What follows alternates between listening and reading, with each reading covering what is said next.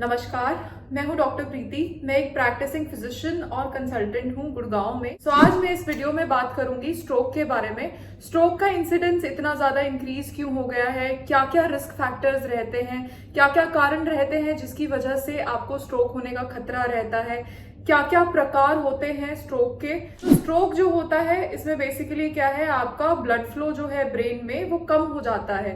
ये कैसे होता है? दो तरह के स्ट्रोक मेजरली होते हैं, एक होता है इश्केमिक स्ट्रोक, एक होता है हेमोरेजिक स्ट्रोक। इश्केमिक स्ट्रोक के अंदर आपका जो ब्लड वेसल है यानी जो खून की नाली है जो आपके ब्रेन को सप्लाई कर रही है उसके अंदर ब्लॉकेज हो जाती है, क्लॉट बन जाता है। हेमोरेजिक स्ट्रोक के अंदर आपका जो ब्लड वेसल है कई बार ब्लड प्रेशर ज्यादा होने की वजह से वो रप्चर कर जाता है यानी फट जाता है, जिसकी वजह से दिमाग में ब्लड की सप्लाई कम हो जाती है और पेशेंट को स्ट्रोक यानी अधरंग हो जाता है। तो क्या क्या कारण रहते हैं जिसकी वजह से आपको अधरंग हो सकता है? सबसे पहला तो अगर आपका ब्लड प्रेशर बहुत ज्यादा रहता है, आप कंटिन्यूअसली मेडिसिन उसकी नहीं लेते हैं।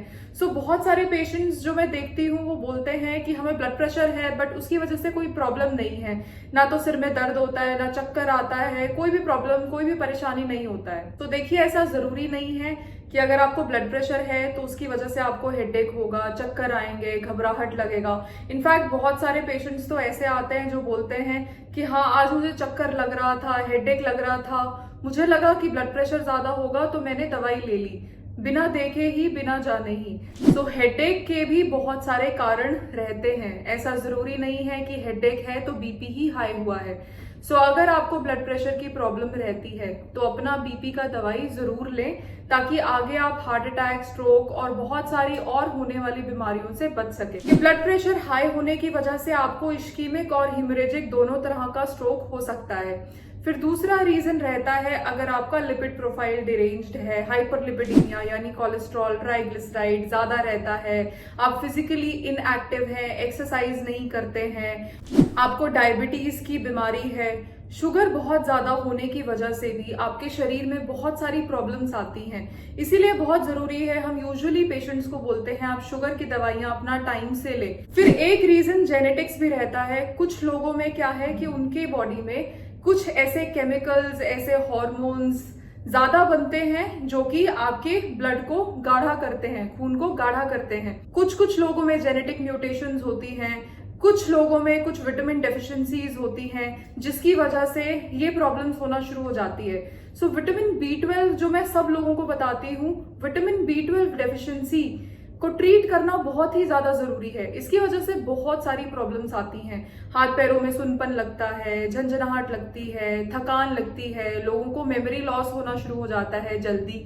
साथ में विटामिन B12 डेफिशिएंसी की वजह से आपकी बॉडी में होमोसिस्टीन का लेवल बढ़ जाता है। अब ये होमोसिस्टीन अपने आप में ही क्या है, एक प्रोकोएगुलेंट है।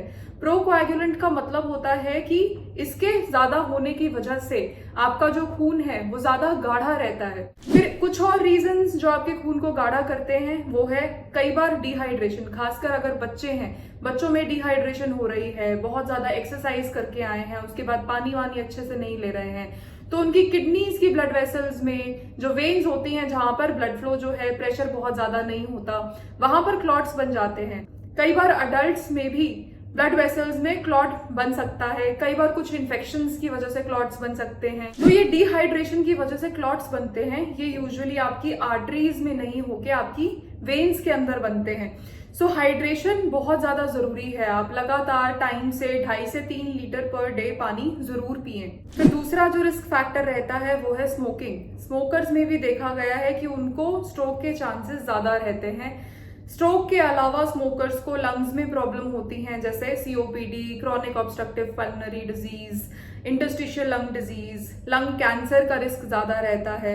अल्कोहल की वजह से भी स्ट्रोक के चांसेस बढ़ जाते हैं। अल्कोहल स्ट्रोक के अलावा हार्ट पर भी असर डालता है और आपकी लिवर पर भी असर डालता है। क्रॉनिक अल्कोहलिक्स में जो बहुत ज्यादा क्वांटिटी में अल्कोहल लेते हैं उनको लिवर की भी प्रॉब्लम, जिसको हम लिवर सिरोसिस बोलते हैं, वो भी काफी ज्यादा देखी जाती है। अपना ध्यान रखिए।